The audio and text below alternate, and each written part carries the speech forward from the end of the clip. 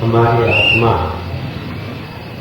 परमात्मा की अंश है और परमात्मा ने जब दुनिया बनाई तो अपने अंश को इस संसार में भेज दिया। इसका मतलब हुआ कि हम सब परमात्मा के बच्चे हैं। अब कभी कभी ये सवाल पैदा होता है कि परमात्मा के बच्चे होते हुए हम इस संसार में दुखी क्यों हैं? कोई आदमी नहीं चाहता उसके बच्चे दुखी हों, फिर ये परमात्मा के बच्चे दुखी क्यों हैं? परमात्मा इन्हें दुख से छुटकारा क्यों नहीं दिलाता? एक बात ये समझ लेने की है कि परमात्मा ने जब दुनिया बनाई तो इस जीवों को ये अधिकार दे दिया कि वो जो चाहे सो काम करे। अब उन्होंने जो जो काम किए उसी के अनुसार कर्म के बंधन उनके ऊपर बंधते चले गए। अगर जीव ने परमात्मा को याद रखा तो ये बंधन नहीं बंधे, अगर जीव ने परमात्मा को भुला दिया तो ये बंधन बंधते चले गए और उससे ये हो गया कि ये सारे बंधन पाप के रूप में आत्मा के साथ समा गए। अब जब जब भी मनुष्य इनसे छुटकारा पाने की कोशिश करता है, इनका प्रभाव, इनका संस्कार मनुष्य को फंसाए रखता है और इस तरह से दुनिया में मनुष्य परेशान हो जाता है। तो बताया संत जीव को इन सारे कर्मों से छुड़ाने के लिए आते हैं। जब हमारे ये सारे कर्म खत्म हो जाते हैं तो हमें मोक्ष मिल जाती है। हम अपने घर परमात्मा के देश में वापस चले जाते हैं, जाकर उसमें मिल जाते हैं, फिर हमें कोई दुख नहीं होता। अब संत का एक काम है कि वो हमें इन सारे कर्मों से छुड़ाने के लिए, इन्हें खत्म कराने के लिए, इन्हें भुगताने के लिए आता है। वेद का एक मंत्र है, ऋग्वेद में पहले अध्याय में 117 सूक्त में चौथा मंत्र है, जिसमें कहा है जूर्यन्ति पूर्व्या कृतानि। पूर्व्या कृतानि, जो हमने पहले कर्म किए हैं, संत हमें उन्हें भुगताने के लिए आता है कि उन कर्मों से छुटकारा पाने। अब सवाल ये पैदा होता है, जो कर्म हमने किए हैं वो तो हम खुद ही भुगत लेंगे, तो संत के मिलने से फायदा क्या है? और मान लीजिए वही भुगतान कराना है तो भुगतान तो हम खुद भी कर लेंगे, तो फिर हम क्यों संत की शरण में जाए, क्यों धर्म के रास्ते पर चलें? ये बात कभी कभी पैदा होती है। जब मैं कहता हूं भाई तुम्हारे कर्म का बंधन है, कहने लगे फिर स्वामी जी आपके पास आने से क्या फायदा? ऐसे लोग बोलते रहते हैं। तो समझ लेने की बात यह है कि संत की शरण में आने से फायदा यह है कि वो हमें इन कर्मों को एक निश्चित अवधि में भुगतवा देता है। जब से ये दुनिया बनी, जब से हजारों लाखों करोड़ों बार हम जन्म लेकर इस संसार में आ चुके हैं। अगर देखा जाए, अगर एक जीवन में 1 वर्ष भी औसत आयु मान ली जाए तो अभी 2 अरब योनियां हमें मिल चुकी हैं। अगर कोई ऐसा तरीका होता कि इन कर्मों को हम अपने आप भोग कर छुटकारा पा लेते तो आज हमें मोक्ष मिल जाती, हम इस संसार में नहीं रहते। तो अब आप समझ लें कि 2 अरब साल तक हम अलग अलग योनियों में आते रहे, लेकिन कर्मों से छुटकारा मिला नहीं। जब संत मिलता है वो कहता है कि 4 जन्म में छुटकारा मिल जाएगा। अब 4 जन्म की बात कही और कहाँ 2 अरब साल हो गए, आज तक हमारा छुटकारा मिला नहीं। सोच लेने की बात है, कितनी बड़ी रियायत है। और फिर 4 जन्म भी हमारे पिछले जन्म न जाने कितने भुगतान लिए गए, और कितना हो सकता है ये आखिरी जन्म हो, और हो सकता है ये हमारी आखिरी जन्म ना हो, तीसरा ही हो। अगर हम संत का कहना माने, उससे प्यार जोड़े रखें तो हमारा इसी जन्म में मोक्ष मिल जाए, हमें अगले जन्म ना लेना पड़े। कई बार लोग सोचते हैं कि जब हमें संत की शरण मिल गया अगला ही जन्म मिल जाएगा तो बुराई क्या है। तो एक बार ऐसा ही आदमी कहने लगा कि हमें जब नया जन्म भी मनुष्य का ही मिलेगा, संत से नाम मिलेगा, तो अगले जन्म में भजन कर लेंगे, उसी में मोक्ष मिल जाएगी। तो महाराज जी कहने लगे ठीक है भैया, अगला जन्म मनुष्य का मिलेगा, लेकिन यही जन्म कौन सा गधे का मिला है जो अगले की उम्मीद कर रहे? ये भी तो मनुष्य का ही है, इसी में छुटकारा पालो, अगले के चक्कर में क्यों पड़ते हो? क्योंकि मान लीजिए अगला जन्म मिला, संत की शरण में मिली, नाम भी मिला, न जाने और कितने पापड़ बेलने पड़ जाए जिनका कोई ठिकाना नहीं। तो इसलिए कहते हैं कि संत की शरण में आने का सबसे बड़ा लाभ यह है कि हमें 4 जन्म में और अगर हमारा प्यार जुड़ जाए तो हमारा इसी जन्म में छुटकारा हो जाता है। संत नहीं देखता कि किसके कितने पाप है, कितने पाप नहीं। वो देखता है कि किसी जीव का कितना प्यार जुड़ा हुआ है उसके साथ, और उसी के सारे जीव पार हो जाता है। इतिहास में उदाहरण आता है, ये मैं अपने आप नहीं कहता ये बात को, इतिहास में उदाहरण आता है। ईसा मसीह थे, उनके बहुत सारे शिष्य थे। एक बार एक वैश्या भी थी, वो अपना सारा जीवन बड़ा गंदा था। आगे सत्संग में बात सुनी, उसे बड़ा प्यार आया और बाद में आकर ईसा मसीह के पैरों पर अपना सिर रखकर रोने लगी। रोते रोते यह हाल हो गया कि उसने आंसुओं से उनका पैर धो डाले। अब जब यह हालत हुई, ईसा मसीह कहने लगे कोई भाई नहीं, परेशान मत हो। कहने लगे मैं तो बड़ी पापिन हूं, मेरा क्या ठिकाना होगा। कहने लगे तुम्हें इसी जन्म में मोक्ष मिल जाएगा। अब जब ये बात कही तो बहुत सारे उनके शिष्य थे, उनमें से कई आदमी बड़े भजन करने वाले थे। कहने लगे हम तो इतने भजन किए, इतना गुरु जी का कहना माने, हमें तो कभी नहीं कही मोक्ष मिल जाएगी, इसे आज ही कह दिया कि मोक्ष मिल जाएगी। कहने लगे ये आपने प्रभु क्या कह दिया, इसे क्या मोक्ष का वरदान दे दिया। कहने लगे भाई जितना रोई है, जितना इसने अपने पापों का प्रायश्चित किया है, इतना किसी ने किया नहीं होगा, और इसके कारण इसके पापों की मैल कट गई। तो समझ लेने की बात यह है कि जब हम कहते हैं ये काम नहीं करेंगे, अगर हमने कहा कि ये काम आगे नहीं करेंगे, उस पर हम अड़े रहे, तो पापों की जितनी श्रृंखला है वो समाप्त हो जाती। तो जब संत आते हैं उनके हर बात में कोई रहस्य होता है। तो इसलिए कहा जो वो कहते हैं कि 4 जन्म में मोक्ष मिल जाएगी, ये एक बहुत बड़ी रियायत है। लेकिन सवाल ये है 4 जन्म में मोक्ष कैसे मिल जाएगी, क्योंकि कई बार हमारे कर्म इतने खराब होते हैं जिनका ठिकाना नहीं होता। जैसे कि मान लीजिए कि कोई आदमी है, उसने चिड़िया मारकर खाने लगा, मांस खाने की आदत पड़ गई, रोज उठाया, बंदूक उठाया, चला गया, शिकार कर लिया, मार लिया, खा लिया। तो एक जीवन में मान लिया उसने 1000, 2000, 3000 जानवर मार डाले हों, उन्हें खा लिया हो, तो इसका हिसाब है कि 3000 जन्म उसे लेने पड़ेंगे। और मान लीजिए वो संत की शरण में आ गया, वो कहता 4 ही जन्म में छुटकारा दिला देंगे, तो बाकी जन्मों का क्या होगा, उसका क्या हिसाब बनेगा। तो इस तरह से ये सवाल पैदा होता है कि जब संत ये बात कहता है तो उसके पीछे रहस्य क्या है। तो एक बात जो समझ लेने की है, जब संत आता है तो वो हमारे सारे पापों से छुटकारा दिलाने के लिए आता है। कैसे आता है, हुजूर कहा करते थे कि मान लीजिए कोई अवतार है जहाँ खुशबू बिकती हो, इत्र बिकते हो, आप वहां दुकान पर जाकर खड़े हो जाओ, कुछ न खरीदो तो खुशबू मुफ्त में मिलेगी। अगर वहां से एक शीशी भी खरीद लाए तो घर में भी फिर खुशबू का आनंद ले सकते हो। ठीक इसी तरह जब हम संत की शरण में जाते, हमने कुछ काम किया नहीं, कहना माना नहीं, नाम लिया नहीं, खाली दर्शन से भी हमें इतना लाभ मिलता है कि जन्मों के पाप कट जाते। अब जन्मों के पाप जब कटेंगे तभी जाके ये हजारों लाखों जन्मों के पाप 4 जन्म में कटेंगे, नहीं तो कटेंगे कैसे। मैंने कई बार सत्संग में बताया कि एक बार एक संत कह रहे थे, एक घड़ी आधी घड़ी आदि से पुनार, तुलसी संगत साध की हरे कोट अपराध।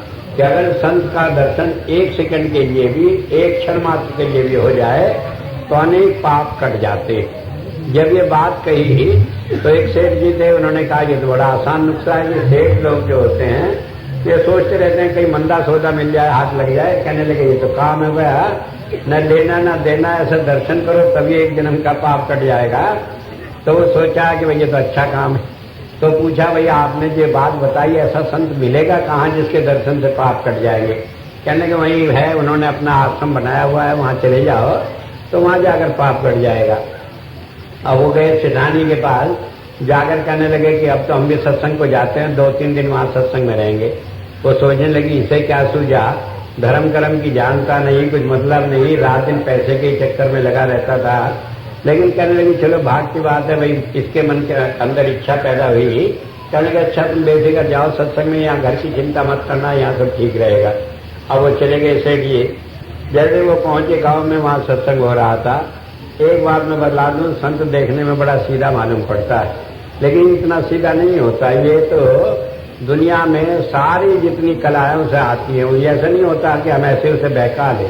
कई आदमी तो समझते हैं कि ये तो गुड़ की डली है, ऐसे खा जाओ, मीठा ही मीठा है, लेकिन ये जिसके पेट में पहुंच जाता है उसका पेट भी अब उसी का हो जाता है। तो वो जब गए तो सेठ जी सोचे कि भाई बड़ा आराम हो गया, अब तो गए दर्शन करेंगे तो पाप कट जाएंगे। अब जब वो दरवाजे में घुसे वहां सत्संग में, तो महात्मा जी अपना जो सत्संग कह रहे थे उसमें कहने लगे, देखो भाई, जिसने जो पाप किया है वो भोगना ही पड़ेगा, चाहे गुरु हो चाहे चेला, किसी का छुटकारा है नहीं। अब ये बात सुनी तो सेठ जी कहे, मारे गए मुफ्त में, घर भी छोड़ के आए, यहाँ भी ऐसा काम हो गया, बात भी खराब हो गई, कुछ बनी नहीं। लेकिन अपना सत्संग तो सुन लिया किसी तरह। फिर जैसे खत्म हुआ आप सबसे पहले आ गए, आए, पैर छुए, कहने लगे जी बस अब हम चलते हैं।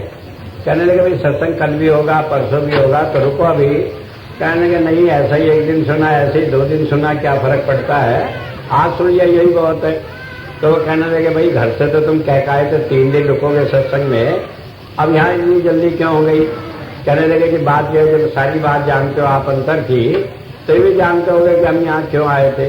हम तो ये सुनकर आए थे कि संत के दर्शन से पाप कटते हैं, और आपने तो हरी झंडी दिखा दी, आपने तो कह दिया जो करेगा तो भोगना पड़ेगा। तो अब सोचा क्यों दुकान भी खराब करी, कुछ ना कुछ 2-4-10 रुपये आएंगे, वो भी गए, यहाँ भी फायदा कुछ नहीं। तो कहने लगे अच्छा भाई आज रात तो रुक जाओ, देर हो गई, सुबह चले जाना। अब सेठ जी सोचने लगे चलो सुबह चले जाएंगे। सुबह उठ के आए, जैसे आए महात्मा जी से कहने लगे रात तो बड़ी खराब बीती। कहने लगे क्या हुआ कि रात में जब मैं सोया तो सारी रात सपने में ही खराब सपने आते रहे। कहने लगे क्या आया कि एक काली कलूटी सी औरत और लंबे लंबे दांत, और वो मेरे पीछे पड़ी रही, वो मेरी औरत थी। 15-20 बच्चे और सारे ख्याओं में हूं, कोई कुछ कहे कोई कुछ कहे। मैं तो इतना तंग आ गया सारी रात, मैं सोचने लगा कि सचमुच में अगर ऐसे बाल बच्चे और ऐसी औरत मेरे हो तो मैं तो जिंदा ही नरक में चला जाऊंगा। और कहने लगे भाई कोई बात नहीं, स्वप्न की बात थी, चलो आप घूमने चले जंगल में, फ्रेश हवा मिलेगी तो मन ठीक हो जाएगा। अब वो जैसे गए जंगल में तो महात्मा जी एक तरफ चले गए अपने जंगल जाने के लिए, दिशा विधान के लिए, और वो सेठ जी एक तरफ चले गए। जैसे सेठ जी वहां जाने लगे, एक औरत ने आकर हाथ पकड़ लिया और कहने लगे बारे कहाँ गया था, तेरा पता ही नहीं कहाँ घूमता फिरा। अब वो उसका मुंह देखे, कहने लगे तू कौन। कहने लगे मैं तेरी औरत हूँ, तू पहचानता नहीं। अब वो बात झगड़ा बढ़ने लगा। अब इतने में वो बच्चे आ गए, वो करके वही जो सारी रात में देखे थे वो सारे बच्चे वहां इकट्ठे हो गए। अब वो सारे उधर चिपट गए। अब उसको सेठ जी कहे कि तुम कौन। कहने लगे वो तो तुम तो हमारे पिताजी हो, तुम कहाँ चले गए थे, हम तो तुम्हारे बिना 2 ही दिन में दुखी हो गए। अब वो सब चिपट गए। अब सेठ जी छुटाने की कोशिश करें अपने को, तब तक गांव वाले आ गए।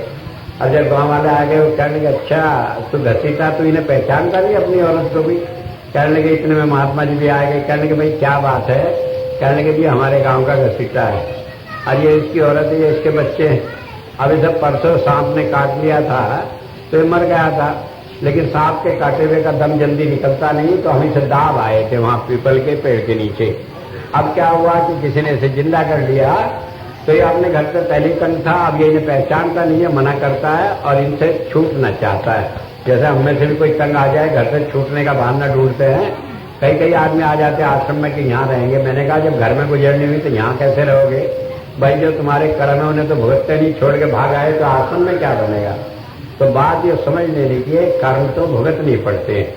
तो जब ये बात हुई तो वो कहने लगे भाई क्या हुआ कि वहां दाब आए थे। अब वहां जाकर उसे खोद खाद के देखा तो वहीं लाश पड़ी हुई मिली। अब जब लाश पड़ी हुई मिली तो वो औरत तो देखे कि उसका आदमी जो मर गया था वो अभी भी वहीं दबा पड़ा था। वो तो छोड़ के हाथ जोड़ के चली गई माफी मांग कर कि मेरा आदमी तो यहीं पड़ा है, मैं गलती से दूसरे आदमी को अपना आदमी कह दिया, ये भी पाप है। वो चली गई। उसके बाद गाँव वाले भी चले गए।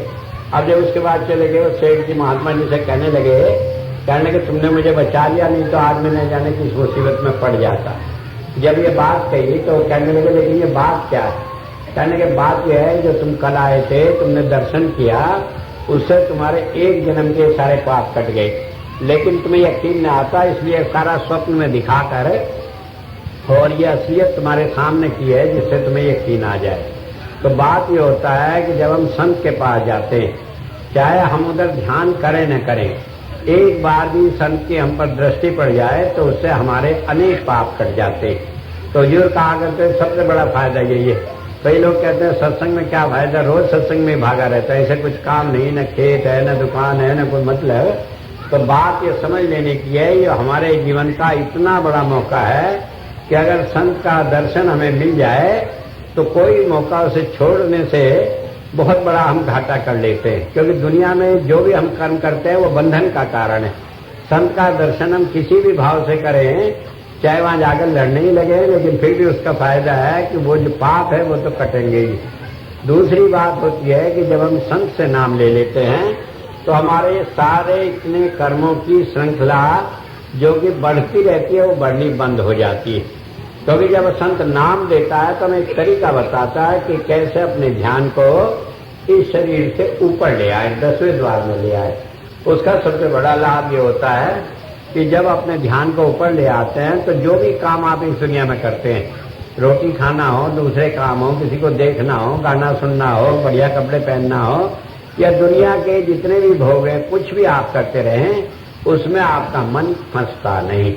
कई बार आपने देखा होगा कि घर में खाना खा रहे हैं, आपका ध्यान नहीं होता तो आपने खा लिया, पता ही नहीं रहता कि इसमें नमक ठीक था कि नहीं था। नमक तो उसमें था, लेकिन हमें पता क्यों नहीं लगा कि हमारा ध्यान जीव के साथ नहीं लगा था। तो इसीलिए जब हमारा ध्यान इन इंद्रियों के साथ नहीं लगा रहता तो जो कर्म हम करते हैं उसका प्रभाव, उसका बंधन हमारे ऊपर होता नहीं। एक बात ये समझ लेनी चाहिए, खाना खाएंगे असर तो होगा, लेकिन उसका बंधन नहीं होगा, हमारा मन उसमें फंसेगा नहीं, बार बार उसकी इच्छा नहीं होगी कि हम उस चीज को बार बार प्राप्त करें। तो उससे क्या हो जाता है कि जो भी कर्म हम कर रहे हैं, जो कर्म हम कर रहे हैं वो तो हमारे पिछले कर्मों के कारण है। क्योंकि अब मान लीजिए यहाँ बैठे हैं सत्संग में है, तो ये भी हमने कोई अच्छा कर्म किया होगा पिछले जन्म में, उसके कारण हम सत्संग में आए। आज हमारे बाल बच्चे अच्छे हैं, बुरे हैं, जो भी है, वो भी हमें इसलिए मिले हैं कि पिछला जो कर्म था उसका भुगतान करने के लिए आए। हुजूर कहा करते थे कि बाल बच्चे हैं, दूसरे लोग हैं, ये कोई तुम्हें आराम देने नहीं आए, बल्कि ये तो अपना कर्जा वसूल करने के लिए आए, अपने कर्मों का हिसाब चुकवाने आए। और एक बात पे ध्यान रखनी है, इसे बड़े प्यार से चुकाना है, क्योंकि अगर इसे चुकाने में भी गड़बड़ करोगे तो आगे फिर और बंधन हो जाएंगे, फिर उसे दोबारा भुगतने आना पड़ेगा। तो संत क्या कहते हैं कि जब वो नाम की दीक्षा देते हैं, जब हमें भजन करना सिखाते हैं, तो वो हमें एक तरीका बताते हैं कि इस दुनिया में सारे काम करते हुए हम उसके बंधन में फंसे नहीं। सबसे बड़ी मुसीबत ये होती है कि जब तक नाम नहीं मिलता, हमने कोई कर्म किया, उसका भोग भोगा, उसमें मन इतना फंस जाता है कि उसके कई गुने कर्म आगे हम करने लगते हैं और वो बंधन हमारे हजारों गुने बढ़ते चले जाते हैं। लेकिन जब हमें नाम मिल गया, संत ने हमें उस रास्ते पर लगा दिया, तो वो हमें ये तरीका सिखा देता है कि सारे काम करते हुए भी हम इनके बंधन में होते नहीं। बाहर से देखने में फर्क बहुत कम मालूम पड़ता है, क्योंकि कहते नहीं तो ऐसे ही है जैसे पहले था, लेकिन उसमें फर्क बड़ा पड़ जाता है और वो फर्क संत ही देख सकता है, हम नहीं देख सकते। मुझे याद है कई बार मैंने सत्संग में भी एक कहानी सुनाई। बलख बुखारे का बादशाह था, वो कबीर साहब के पास आ गया। जब नाम लेने के लिए आया, उन्होंने कहा देखो भाई अभी तो तुम्हारे में पाप बड़े हैं, अभी हम नाम नहीं देंगे। कहने लगे फिर कहने लगे रहो, सेवा करो, जब ठीक हो जाओगे तो नाम देंगे। अब वो रहने लगा वहां, तो 6 साल हो गए। अब क्या हुआ, कबीर साहब के घर में वही जमीन पर पड़कर सोना, जो मिल गया खा लेना, कभी बना खाने को तो खा लिया, कभी नहीं बना नहीं खाया, और इस तरह भूखा प्यासा जैसे वहां गरीबी के दिन काटता रहा। जब 6 साल हो गए तो एक दिन माता लोई कहने लगी कबीर साहब से, देखो ये बलख बुखारे का बादशाह है, इतना राजा है, कितने ठाट में रहता होगा, तुम्हारे यहाँ इतना सारे ऐसे ही पड़ा है गरीबी में, नाम लेने आए सब बेचारे को नाम दे दो। आजकल की तरह नहीं कोई आया कोई नहीं आता उसे पकड़ के चल भाई बैठ तू भी नाम ले रहा, ऐसा नहीं। पहले बहुत परीक्षा लेकर संत में नाम देते थे, लेकिन अब कलयुग है। मान लीजिए ऐसे छांट छांट कर अच्छे अच्छे को देखकर नाम लेंगे तो एक भी नहीं मिलेगा। 1 लाख आदमी भीड़ रहे सत्संग में, नाम लेने को एक भी नहीं मिलेगा, क्योंकि अब तो ज्यादा गंदगी है पहले से, लेकिन पहले वो बड़ा वो रखते थे। तो जब ये हुआ तो उसे कहा कि 6 साल हो गए, इसे नाम दे दो। कहने के नहीं, अभी इसमें बड़ी गंदगी भरी है, बड़ा अभिमान है। कहने काहे का अभिमान है, सुबह शाम तक गर्म पानी भी नहीं मिलता, ठंडे में नहाना, जमीन पर पड़ के सोना, कभी मक्के की मिली, कभी चने की मिली, कभी रोटी मिली, कभी नहीं मिली, ऐसे ही रहता है, तो इसका काहे का अभिमान है। तो कहने लगे अच्छा कल ये सुबह जब यहाँ आएगा तब तुम इसके ऊपर थोड़ा सा कूड़ा डाल देना। अब वो ऊपर जाकर बैठ गई, एक थोड़ा सा कूड़ा अपने हाथ में ले लिया, जैसे ही बादशाह आया कबीर साहब से मिलने, उसने ऊपर से कूड़ा डाल दिया। अब जब डाल दिया तो बादशाह क्या है, अंधी है, दिखाई नहीं देता, जो बुखारा होता तो तेरी आंखें निकलवा लेता। अब कहने लगे कि क्या कहा, कहने लगे बुखारे की धौंस दे रहा था कि बुखारा होता तो तेरी आंखें निकलवा लेता। कहने लगे है कि नहीं अभिमान? कहने लगे हाँ अभी तो है। अब ऐसे 6 साल और बीत गए। मैं एक बार बता रहा था कि लोगों को पता नहीं रहता है सफाई किस तरह हो रही है, लेकिन संत जानता है। तो जब 6 साल और हो गए तो कबीर साहब कहने लगे देखो भाई अब ये ठीक हो गया, अब मैं इसे नाम दूंगा, तुम्हें देखना हो देख लो। कहने लगे ये तो ऐसे ही 6 साल पहले था, ऐसा ही आज है, इसमें तो कोई फर्क नहीं। उस दिन मैंने कह दिया था, उस दिन तो मैं इसमें कमी बता दी। आज तुम कह रहे हो कि ठीक हो गया, मुझे तो कोई फर्क लगता नहीं। कहने लगे अच्छा तुम कल परीक्षा कर लेना। तो माता लोही जो थी वो बड़ी तेज थी, वो क्या करी नाले में से कूड़ा भरलाई और खूब उसमें गंदगी देकर घोल के उसे तैयार कर दिया। और जब वो अगले दिन नहा धोकर नाम लेने के लिए आया तो उसके ऊपर ही डाल दिया।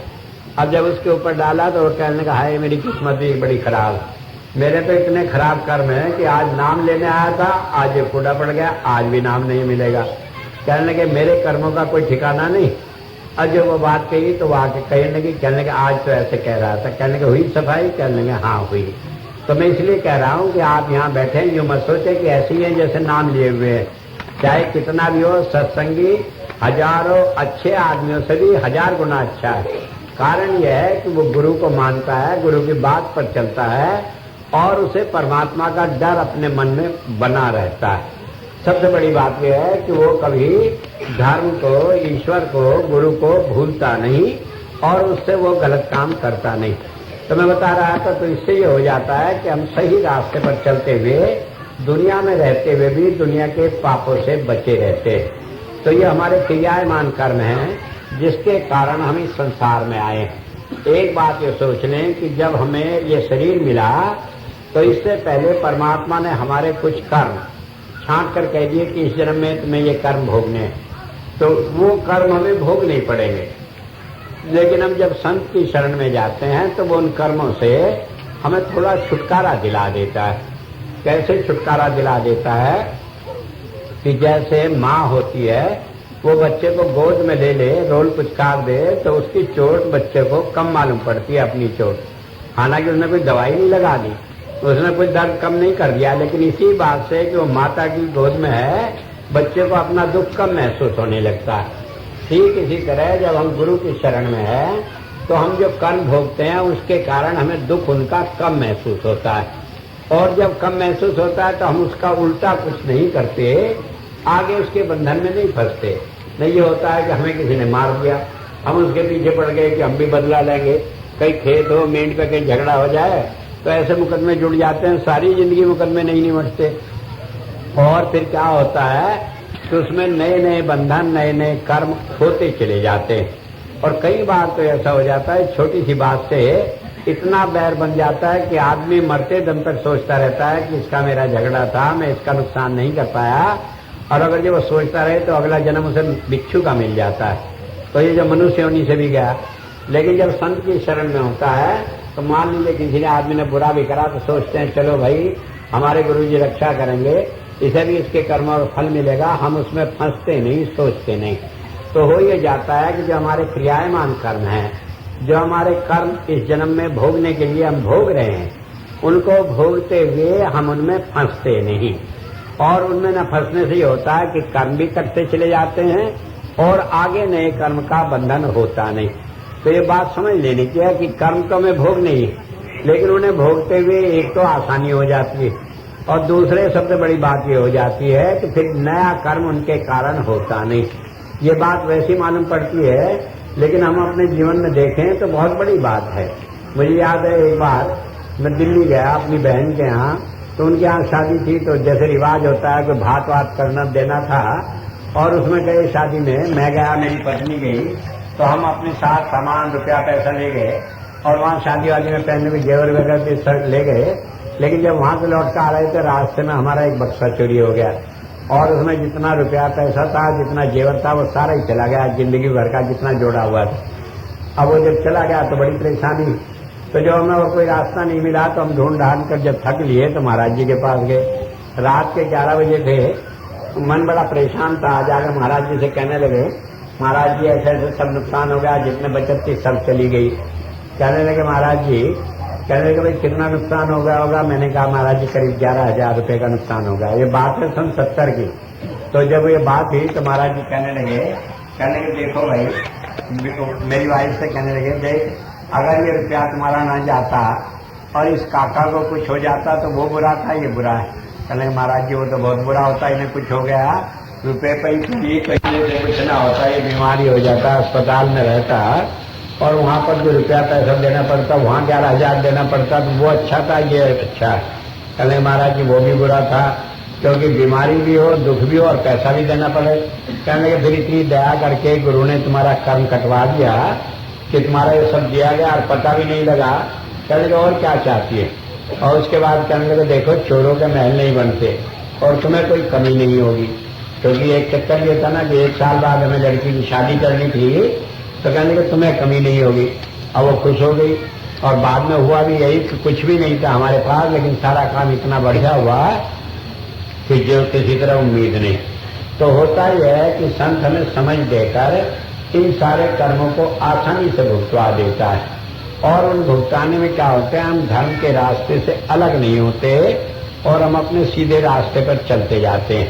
कर्म तो भुगतवाता है, तो ये नहीं कहता कि तुम्हें दुख नहीं होगा, वो ये नहीं कहता कि तुम्हें कर्म भोगना नहीं पड़ेगा, लेकिन वो कहता है कि भाई संभाल हो जाएगी, रक्षा होगी, कोई झंझट पड़ेगा नहीं, ऐसा नहीं होगा कि उससे निकल कर बाहर न आ सको।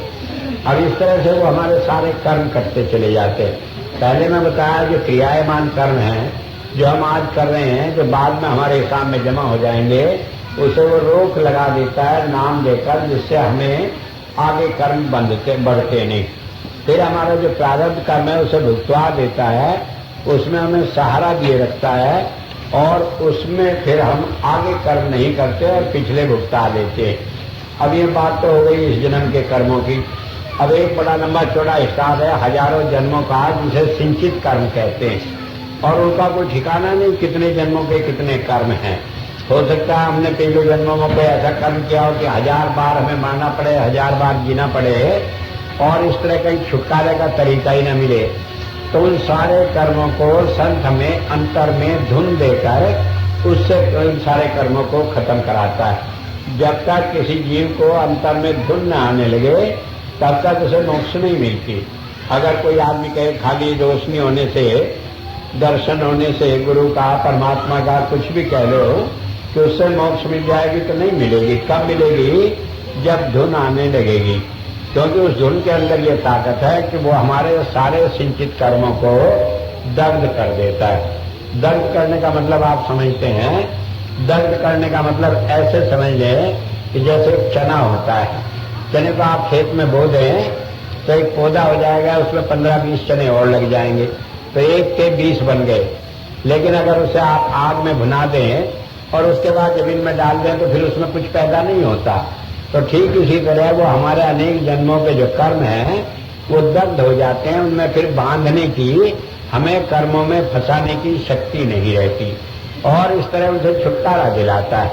और एक बात मैं आपको बता दूं, सिवाय संत के जब तक कोई जिंदा देहधारी संत नहीं मिलता, हमें अंतर में ये धुन नहीं मिलती। लोग पहले तो उसे समझते ही नहीं, फिर अगर समझ भी लें तो उससे घबरा जाते हैं कि नहीं जाने क्या होगा क्या नहीं होगा। और फिर ये होता है कि उसमें भी वो अगर हमें प्राप्त हो जाए तो उससे जो रिद्धियां सिद्धियां प्राप्त होती हैं उससे हम दुनिया के उल्टे रास्ते पर चल निकलते हैं, और उस धन को जो हमें मिला था भक्ति धन, उसे हम बर्बाद कर देते हैं दुनिया के कामों में। तो इस तरह से जब तक संत नहीं मिलता, न तो हमें वो समझ आती है और न हमें छुटकारा मिल सकता है इन बंधनों से, इन उल्टे रास्ते पर चलने से। तो संत क्या करता है कि हमें उस धुन की समझ देता है, उस हमारे साथ रहकर उस धुन को और किसी रास्ते में दुरुपयोग करने से रोक देता है। कई बार गुस्सा आता है, इसने हमारा ये करा, हम भी इसे कहने कि तेरा नाश हो जाएगा, लेकिन वो हमें रोक लेता है उस सारी स्थिति में। वो कहता है कि उसका कर्म है वो जाने, हम क्यों उसके चक्कर में पड़े, हम अपने आप सही रास्ते पर चले। हमारा कोई कर्म था, उसमें वो भी एक साधन था, तो उसकी वजह से कर्म निमट गया, लेकिन हम उसके ऊपर गुस्सा करते नहीं। तो होता ये है, ये सारी क्रियाएं हमारे अंतर में ज्योति और नाद के द्वारा होती रहती है। और संत क्योंकि ज्योति और नाद का स्वामी, उसके हाथ में है, वो जाए उन्हें जिस तरह प्रयोग करे, तो इसके द्वारा वो साधक को नियंत्रित करके उसे सही रास्ते पर लगाता रहता है।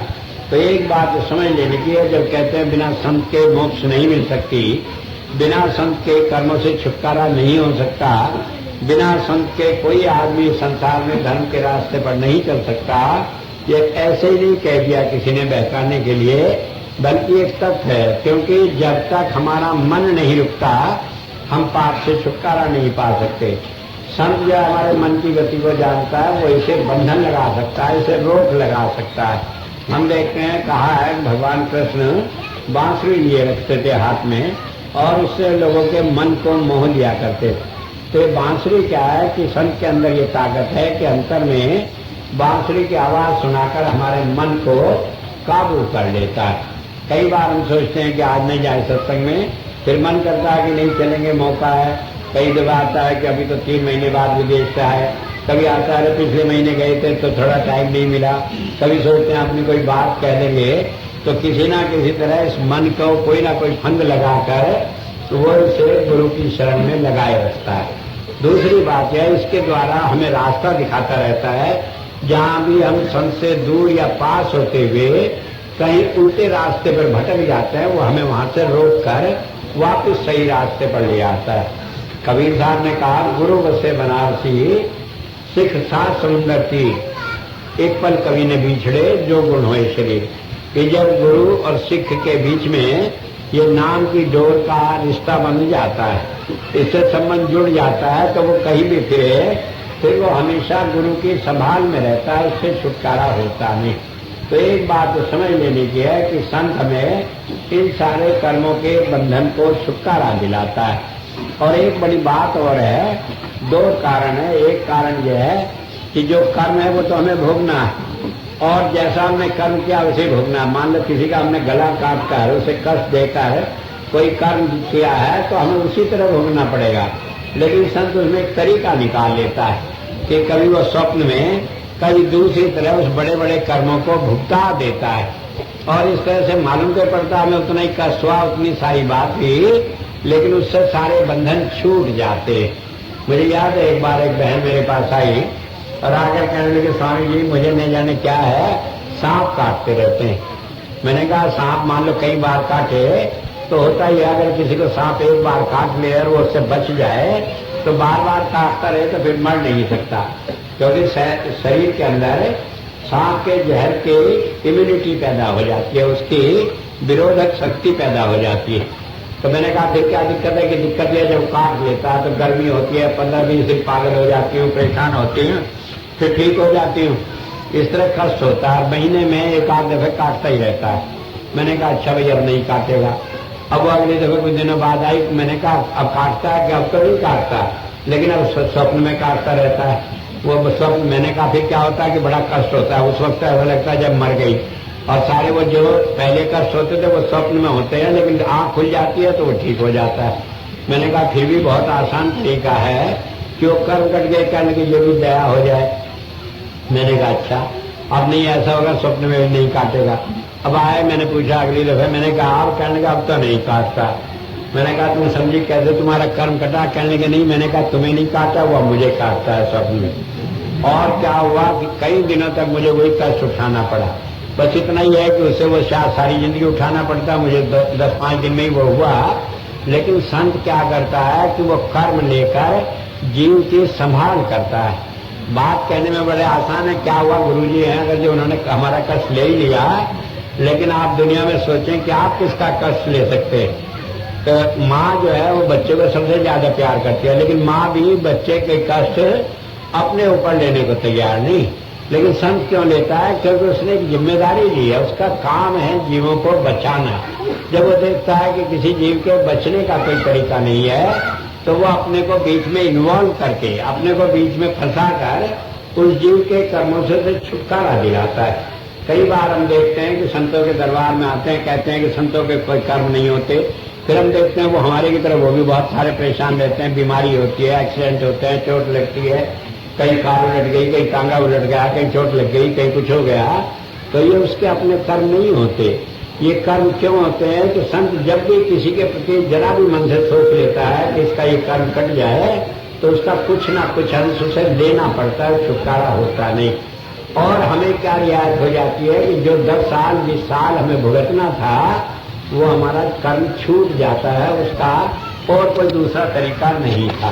तो बात ये समझ लेने की है कि जब हम कहते हैं कि संत हमारे कर्म कटाता है तो ऐसे नहीं कटाता कि एक मन के बदले में एक ही मन बोझ ढोना पड़ेगा, बल्कि वो एक मन के बदले में रत्ती और राई में भी सारा बोझ ढुलवा कर उस कर्म को खत्म कर देता है। लेकिन इसे हमें समझ नहीं आती, और अगर नहीं समझ आए तभी ठीक है, क्योंकि अगर हमें समझ आ जाए कि संत हमें कितना प्यार करता है, तो हजूर कहा करते थे कि सिख को अगर ये मालूम हो जाए गुरु कितना प्यार करता है तो पेट फाड़ कर मर जाए, एक भी दिन जिंदा नहीं रह सकता।